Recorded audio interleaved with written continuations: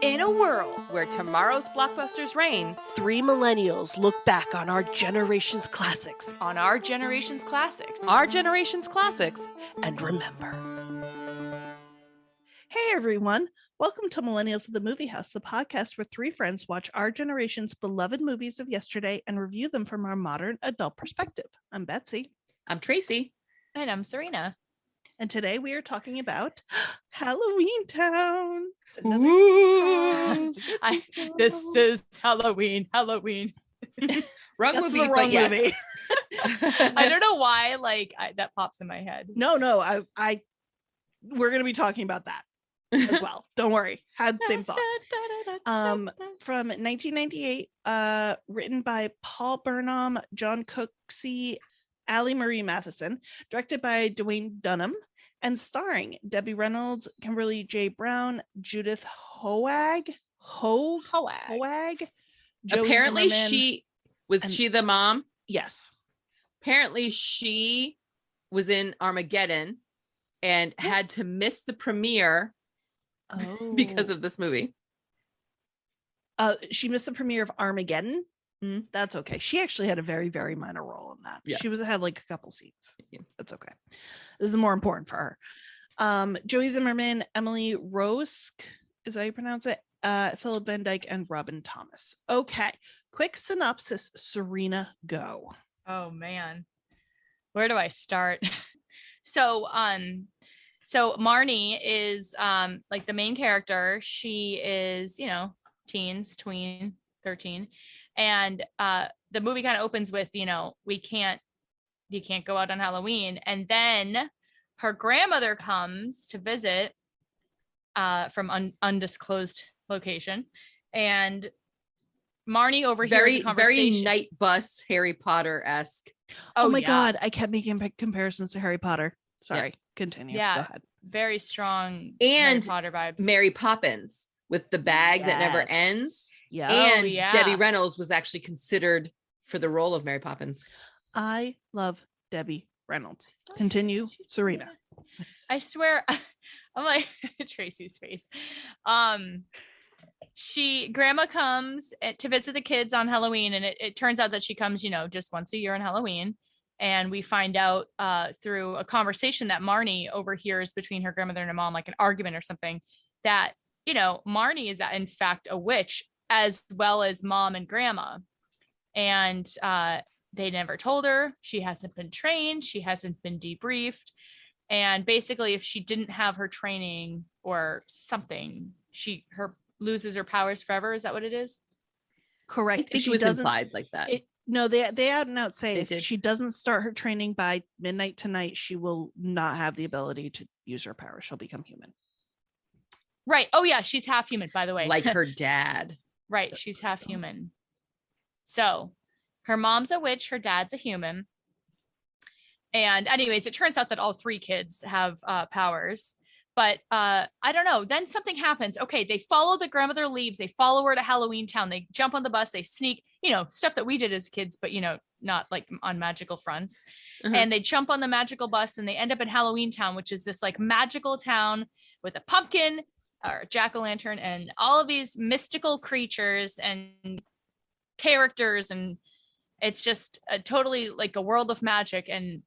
But basically what happens is they get to Halloweentown and there's an evil guy. There's an evil guy and he is the mayor, spoiler alert. But basically he tries to do this whole thing to divide humans and creatures, mystical creatures forever.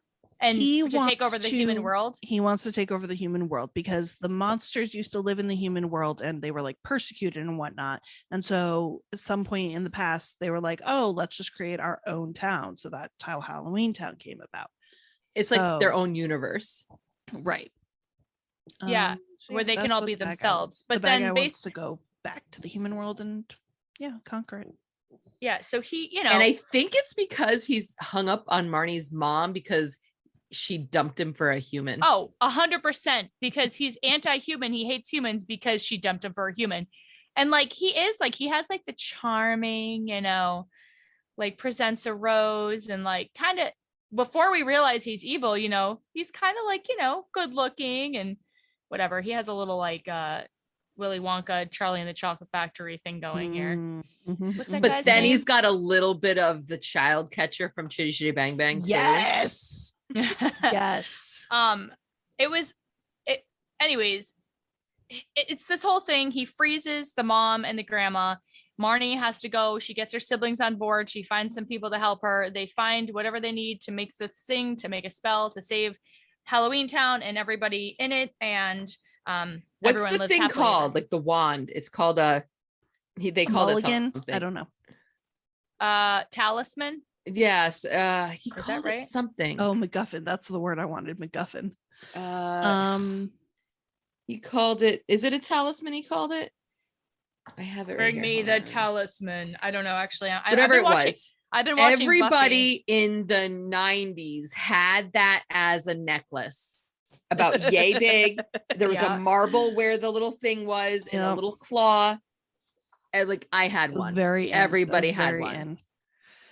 All right. Um, and then Marnie saves Halloweentown and they all live happily. Actually, Marnie. I would like to argue Yeah. that actually Sophie saves them. So I've known. Oh I mean, yeah, the spell. every time I watch through this, I'm like, Sophie is the hero in this movie, but Yeah. whatever. She's like Marnie- low key the magical one. This time around, I was like, all right, let me pay attention. Marnie doesn't even. You could argue that Marnie is not magical. At Yeah. no point does she Yep. show magical powers outside of the rest of the family. Yep.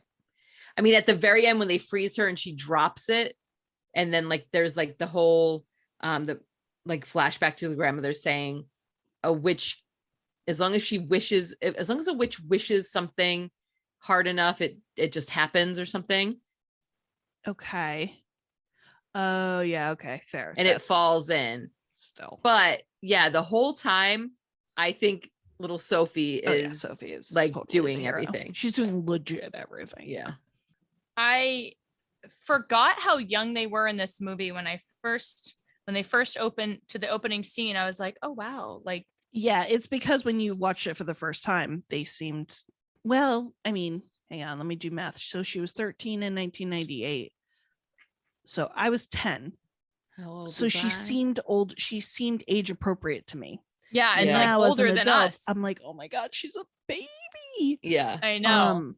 That said, so Kimberly J. Brown, I feel like when I think of perfect decom role model, that's who I think of, because she was Yes. exactly the right age Yep. for me to be watching her and like love everything she's doing. Same But hair. what I think is so great about her is that she embraces, like, this is like, she did a couple decoms and a couple of Mhm. but this is her movie. Oh, yeah. And she has so embraced it to a point where she helped with the writing of the third movie, and she has a couple props that she stole. The town of Oregon, St. Helens, Oregon, is where they filmed Halloweentown, like the Oh. outside stuff. And every year they have a oh yeah. Spirit of Halloweentown festival. The town was gifted the giant pumpkin. Yeah, and she like helps them and stuff. Oh my god, I love that. Right? That's really cute. So I remember seeing this as a kid. I think Mhm. everyone's seen this did everyone see it when it came out in 1998 or close? I was to it? 13. Oh my god, perfect. I Meant know. for you. Meant for you, twinsies. I don't actually think I saw it until like maybe like later. So wait, how old Fair. is this movie? 98. How many years is that? Oh, Math. don't know math. I probably didn't see it 24 until years. Oh wow. Yeah, I was gonna say I probably didn't see it until like who knows, 2010 maybe. I don't even know. I did see it. I just don't remember. Or maybe I watched it with one of the kids I worked with. It has recently become a repeat movie I watch every Halloween. So I remember enjoying the movie when it came out, but it wasn't my favorite of the decoms. It was good. It was well Yeah, made, but same. it definitely wasn't my favorite. And when I was a kid, I definitely didn't watch it every year. But now as an adult, It is absolutely darling. This is a darling movie. It is a darling It is movie. Darling. I was a little bit, it's very simple Yes. and it's not scary. There's Correct. a couple of like costumes and the Caliban is a little bit, but like scary, but yeah.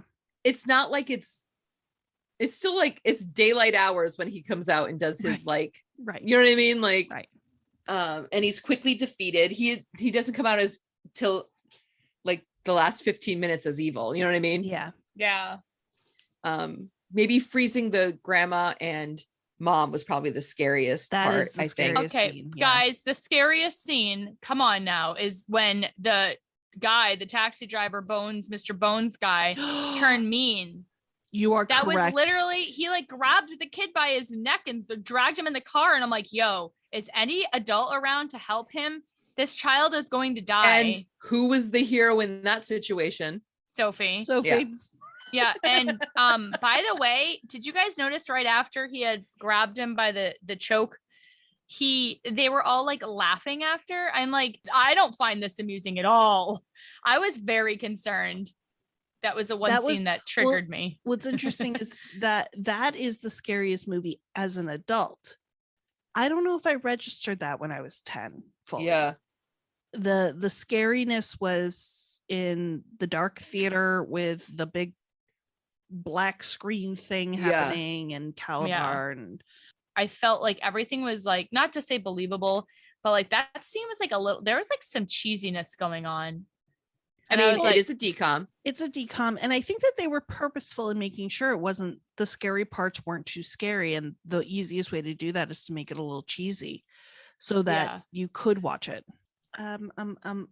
Okay, can we go back to This Is Halloween? This is Halloween. Yes, please. Halloween.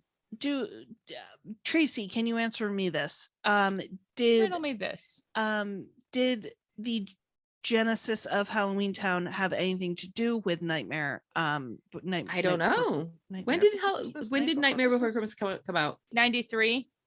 Correct. Yeah, so I was just curious if there was any connection between the two, if like the writer of Halloweentown was like, oh, let's delve into Halloweentown more, because that's basically where Nightmare Before Christmas begins. Is in, they call it Halloweentown, don't they? They do. It's Halloween Space Town. Got it. I want to say no, because Nightmare Before Christmas isn't Disney, right? It's Tim Burton. Correct. Honestly, I'm okay either with the answer being either way. Yeah. It is called Halloweentown. I was just curious. So, do we still enjoy this movie as adults? Yes. I'm on the fence. Okay. I thought it was a little simple, but it was leaps better than Get a Clue. Yeah. This was prime example of DCOMs. I think it is made for children, but parents can sit through it and enjoy it. I mean, I can watch Debbie Reynolds in anything. Oh yeah, do anything. And I'm pretty sure every adult says the same I was thing. trying to figure out how I would have recognized Debbie That's Reynolds. how you connected to our podcast. She's from way back in the first movie. Good morning. Yep. Good morning. Right? Is that our unofficial first movie? No, that's our, was it Swing Time or? No, Singing in the Rain was our first Singing in the Rain. Okay. aired movie. Yeah. And I really appreciate that she put as much energy into this movie as she did any other movie I've seen her in. Like, okay, it's a kid's movie on made for TV, Disney. I don't care. I'm doing it. Yeah. I appreciate that. I think that this is, I'm with you, Tracy. It's not something that I'd be like, oh yeah, we got to watch Halloweentown. But one, if it was on TV and I had nothing else to watch and it was October, I'd be like, yeah, okay, let's put it on. Yep. Or if I watched a particularly scary movie during the October Halloween time, and I was like, I just need a palate cleanser, but I still want to keep it Halloween themed. Yep. Yeah. And I'm trying to think, like, I don't think it's very dated, because like, oh yeah, it's very fantastical. Like right. You spend like, most I of the feel time like- in Halloweentown. Right. So it's Yeah. like, okay, so you want to argue like, oh, well, they don't have cell phones or something. It's like, yeah, but you could just say cell phones don't work at Halloweentown. Right. Yeah, The, it the does. most Regular phones dated- don't work at Halloweentown. The most dated thing in the entire show movie was her outfit in the beginning. And Yeah. honestly, it wasn't too bad, but it was just that sheer over Yeah, shirt. yeah. Oh, Was I felt- very late And the 90s. I was to say scrunchie. very And late the 90s. the paired with the scrunchie. scrunchie. Yeah. Yes. No, but yeah, I think it was well paced. It was short. It's an easy movie to watch. Yeah. All right, guys. What was everyone's favorite part? Oh. I know. We're bringing it back. Can I say like a thing that's not really a part? Yeah. The relationship between Marnie and her mother seems very strained in the beginning, and towards the end, they really all come together as a family. I think that it was a pretty good representation, mother-daughter, dynamic. Especially teen. Especially Yeah. 13-year-old. You're going through, like, you have the words to express what you want to say, but you don't necessarily have control over your emotions at that point. So, and the Yeah. mother has to deal with that while also keeping a secret. And I understand, like, she doesn't want to explain, but Question, yeah, did I I miss- appreciated it. Did I miss something about like why was her mother so like anti-witch? I feel like it was because her dad was human. Do we know what happened to the dad? No. Oh yeah, I was gonna ask. Does anyone know what happened to the dad?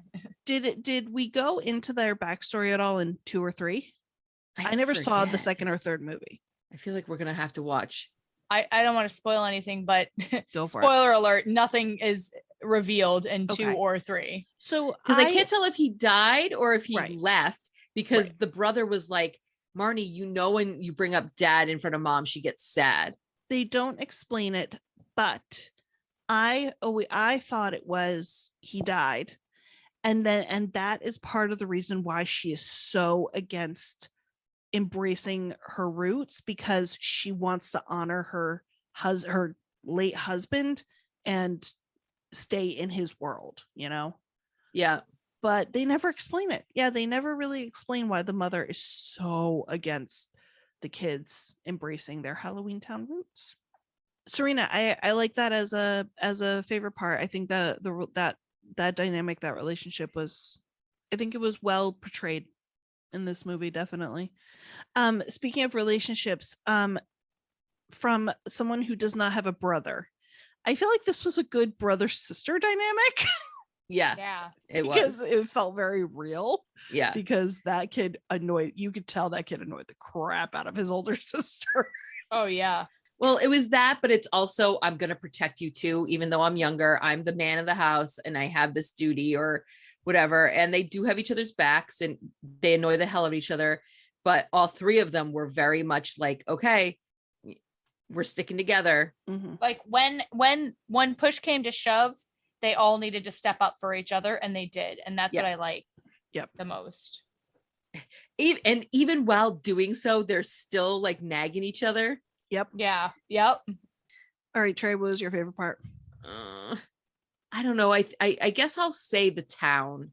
I Yeah. think it was cartoony, but it had this charm to it where I think they really made the best out of what they had. I think they made the best out of what they had. And it was still believable for me for some reason. And you know me, Yeah. I have the hardest time with believability. And I think it's because it was practical effects compared to CGI a lot of the time, where I was okay with all of that. Like, even fun fact, the hair dryer with the flames coming out of it, that was real. That was a real flamethrower that kid was 13-year-old Nice. Kimberly was using. So Wow. I like practical things. So the general ambiance of the the town. ambiance. The of- ambiance. I have a similar answer in the characters, the background characters. They got creative. I mean, they didn't have the budget for it, but they got creative with the different monsters that you could see have become popular costumes for Halloween. So like the Elvis impersonator, he couldn't be labeled an Elvis impersonator, but the Elvis impersonator, or the It was an Elvis werewolf, zombie, I think. Oh, okay, is that what he was? That Yeah, makes sense. but it was funny. Like, the werewolf was a hairdresser. The Right. tooth fairy was a dentist. Exact. Yeah. Yep. And the like even just like the vampire, the one that I had never noticed before, I don't know why I never noticed her because she's fabulous, was the The pink cushion lady. Yes. Oh yeah. She came in and I was like, oh, that Yep. would be my Halloween costume. What's her this year. name? I got so Right? excited. Yep. So I think it was just the creativity of the background and secondary characters. Yeah. Somebody we haven't talked about yet is Luke. I yep. have never liked the character of Luke, not because we're supposed to not like him, but because he wasn't a good actor. And I mean, I know that everybody's hamming it up for this movie. It's a decom, so you're supposed to talk like very Disney and animated and whatever. It's almost like theater. Yes. But he is just that quintessential mid-90s stereotype. And I couldn't get past it. It's like it was a little too juvenile for me in this movie. Yeah. Everything else I could get behind. I could enjoy. I could believe. He was just a little too cookie cutter for me. I couldn't do it. The juxtaposition, I think that's the right word, between Debbie Reynolds being like, I know this is a kid's movie, but I'm gonna give it my all to that kid was like, okay. And I know, I mean, he was younger, but you can still find good child actors. Also, you could just take that character out altogether and it wouldn't make a difference. It's true. And I thought it was so, yeah. His line was like, I wasn't even mind controlled. I just did this for me. Right. And I also like, it was a weird, like, I think with him, they were trying to say that like beauty is on the inside, or it doesn't matter how you look or whatever, but that didn't come across. Right. And it's like, you live in Halloweentown. Why do you want to look like a human? Right. I think he was supposed to be the antithesis of their mother wanting them to be normal. He also wanted to be normal. And this is the negative, this is the negative side of wanting to be normal. Yeah. But yeah, it just didn't quite work.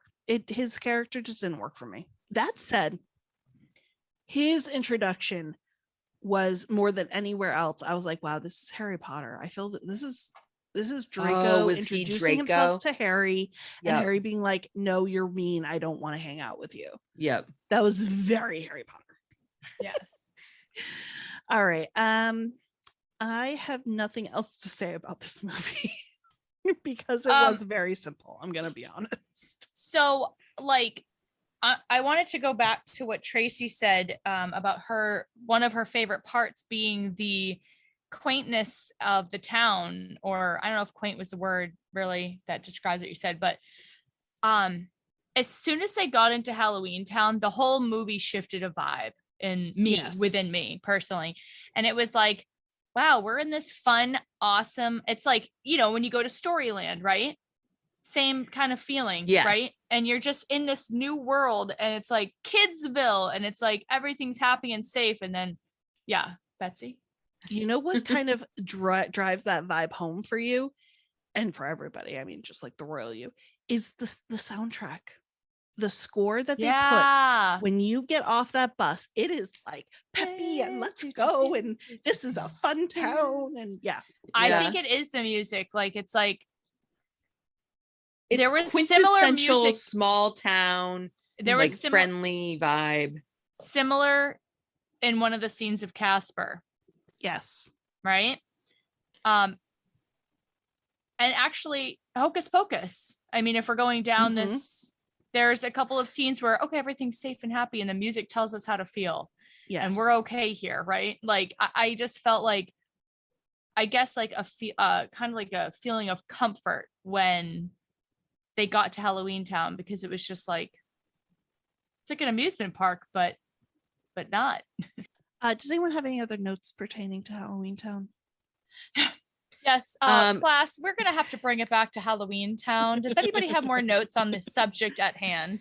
If I remember correctly, the official Disney original movies, like when it was that official. You know how like there was like a before, there was a an official decom the era. official decom era. This was the second film they did, but it wasn't like put out until the fourth film or something like that. It was like they filmed it and something happened, so it was like delayed or something. And maybe they were waiting for, I don't know when they released it, maybe they were waiting for like the right time, Halloween or something like that. But it's sandwiched between Brink and Xenon. Classic. Oh my God. God. And I'm like, that's like the trifecta right there. It is the trifecta right there. Oh, Brink, man. Halloweentown, and Xenon. So Yep, those are the golden years. Golden years. The golden years, yeah. I feel like this decoms are to children as like Hallmark movies are to middle-aged women. Yeah.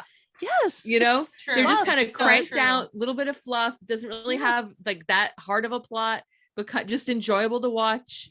I'm with you. I'm okay with that. That's yes. Yeah, I am too. Yeah.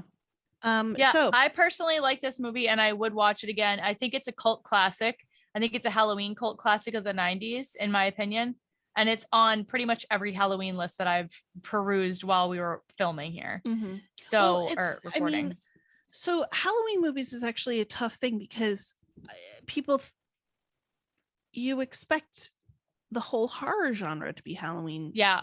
I don't know with that at all. It's not Halloween themed. I so can't deal with Halloween that. themed movies are actually not super plentiful. But this is one of them. And it's a good family friendly one. All right, guys. Martini Shot, would you recommend this movie? I personally would say yes, because I think it was a cute movie and I'm interested in things that aren't too heavy. I'm not into the horror stuff, so I can get with this. And it gets you in like a Halloween dress up vibe. I mean, we're talking, that's true. We're early September right now, and I'm like ready. I'm ready to get my costume going. I'm ready to get my trick or treating on. I have to find somebody's kids to borrow. It's a whole thing. I got you. I would say yes with caveats. I think this is a great movie for kids. Yes. I think it's a good family movie. I don't know if I would sit down and watch it by myself again. Fair. I agree with Tracy. I agree with Tracy. I would recommend it for a family friendly movie if you need something to watch with the kids during Halloween. It's enjoyable.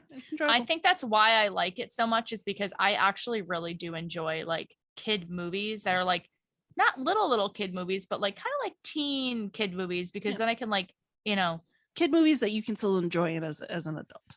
Right. Yeah. Thank you, W. Reynolds. All right. Well, all right. Good job, everybody. Any other non-Halloweentown recommendations? I think I've suggested this before, but I just finished the 3rd season of The Orville. And I was just about to say, I am about 3 episodes into season 3 of The Orville. I'm chomping at the bit to hoping that there's a season 4. Tracy, my comment is because I rewatched season 1 and 2 to hop into season 3, and it was funny because I was watching. My dad came in while I was watching it. He was like, "You are doing the correct thing." He was like, "Because there are like he references there are throwbacks. Yeah, there are a lot of throwbacks and references to season 1 and 2." And I was like, "Okay, good." And I understand now what you were saying. Season 3 is not comedy. No, at all. No. I am just watching a non-Star Trek show.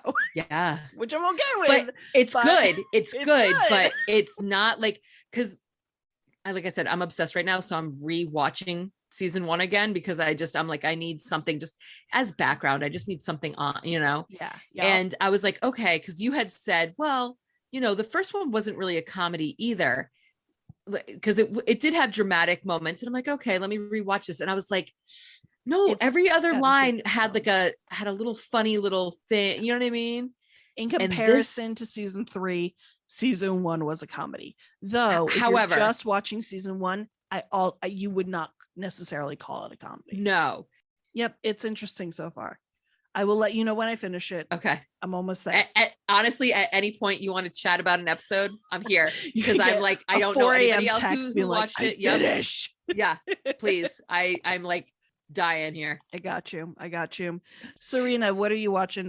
Would you have any recommendations? So I thought that I couldn't get Buffy the Vampire Slayer on Hulu because it was saying I need a premium, but then I went back and tried it and it let me do it.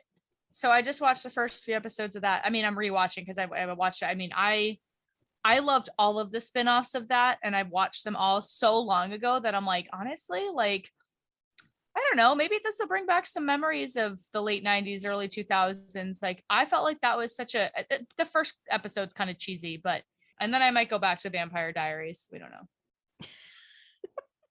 Always end up back on Vampire Diaries. So we are nearing the end of our season 3, everybody. So we decided for the last 3 episodes, we are each going to pick a movie. So Tracy is going to go first. What we did was we took the remaining list that I had of From like the wheel. hundreds of Oh my God, that means we have a bunch that we haven't been able to do. I know. We always knew that was going to happen. We always knew that was going to happen. So anyway, so Tracy, take it away. Yes. Okay. So there were some classics in there that I just wish we were doing that we weren't going to get. Mm-hmm. However, I have decided on a theme, and we haven't done a horror movie yet. Yes. And I think during our generation were some classic, like I don't want to say like world changing, but I think they were pinnacle movies in the horror genre. They moved the needle in the horror genre. They did. They have stuck around. Yep. So that brings me down to 4 movies to choose from: The Blair Witch Project. Oh God. Final Destination. Mm-hmm. The Butterfly Effect. Oh, And love it. Paranormal Activity. Okay. So ladies, what are your feelings on any and all of them? Does anybody have an experience or something they want to share? Have you not seen one of them? I should say that I've seen all 4 of those. Okay. I have 2. One of them had a more profound effect on me than the others. Okay. Because Which was that? Can you guess? Butterfly Effect? For me, it was Final Destination. Fair. But for you, I think it's Paranormal Activity. That is correct. Wow, you guys know each other so well. Because I love it. I think the Blair Witch Project was the first of its genre of like found footage type things. And I think the first Paranormal Activity really perfected it. Yes. Yeah. Blair Witch Project was first. Paranormal Activity, it set the bar. Yeah. Really. Because it had a plot, whereas Blair Witch Project, it was groundbreaking. But so much of it was like, oh my God, is this real? What's going on? Like, it was a very specific moment in time. And watching it after the fact, you're like, okay, it's, it is what it is. I know what it is, Yeah. But Paranormal Activity, that movie freaked me out. Yeah. And so agreed. And the reason I picked one of the top ones is Final Destination is because to this day, I don't think any millennial will ever drive behind a log truck. Yep. Ever. Yep. Like it is, not to mention who's in this movie? Devon Sawa. Oh, of course. Oh, wow. Of course. You know what's so funny is the only thing I have to say about Final Destination is that I get all of them mixed up because I think I want to say I marathoned all of them together at one point. Oof. So I actually think when I think of Final Destination, I think of the third one, maybe that's the first one that pops into my head, which is weird, I know. Okay. But yeah. Yep. All right. Also, I mean, for a different reason, that one, it was just such a unique concept. All 4 of these, very unique concepts. Yep. That spurred either franchises or spin-offs or a subgenre of their own. Yeah. So yeah, absolutely. I approve of Serena, all 4. have you watched, I know you don't like horror. Have you watched any of these before? The Butterfly Effect Ashton is not Kutcher. really horror, is it? Qualify as horror? I would call it thriller, psychological maybe. thriller. It's like Inception. Yeah. I watched Butterfly Effect and I always think I like it, and then I rewatch it. I'm like, ooh, I forget it's a hard movie. It deals with some very heavy topics. Yeah, it's a heavy movie, and I always forget that it's heavy. It is heavy. And Ashton Kutcher does an excellent job with his acting. Yep. And This that is, I think this is one of the probably first his ones best ones. that he of- was in a serious In role. a serious role. Yeah. Yeah. I think he was always like the punked Yeah. 70s show. Mhm. And then, I am going to politely veto that movie. okay. Only because this is our Halloween episode. And True. you know, when I think of Halloween, I think of like fun Actual- scary or like okay. actual scary, you know, Yep. not like Butterfly Effect is Psychological. kind of depressing. It is depressing. All right. Yeah. And for the reasons we said before, I'm going to out the Blair Witch Project. Oh, Okay. good. That stressed me out. And All right. I didn't like it. What are the other movies that you listed? Final Destination and Paranormal Activity. Oh, all right. I think if I for have production to watch value, if I have to watch Paranormal Activity, somebody's watching it with me. I'm gonna have to find someone to come over and hold me. What's the Final Destination? I don't know what that is. Oh, it is in a weird way. It's kind of similar to Butterfly Effect. Really? But not in But- tone. It's in the So concept. maybe that's the one I I I would think, want. yeah. How about we do Final Destination? Because I I agree. almost feel like Paranormal Activity was a little bit later, Yep. and Final Destination was definitely was. our. All right. Definitely. Final Destination done. Okay. Final Destination is our next movie. And It's is a our Halloween movie. Okay. Halloween. Halloween. This is is Halloween. Halloween. This is Halloween. Outro music. Outro music. Sorry. Thanks for joining us. If you like what you hear, you can find more great episodes over on our website, www.millennialsofthemoviehouse.com, or wherever you find your podcasts. Curious about updates, extras from our episodes, or want to add your 2 cents about a reviewed movie? We're also on Twitter and Instagram. Our handle for both is @themoviemillies. Check us out and make sure to follow us. So until next time, We're millennials. And we'll see you at the movie house.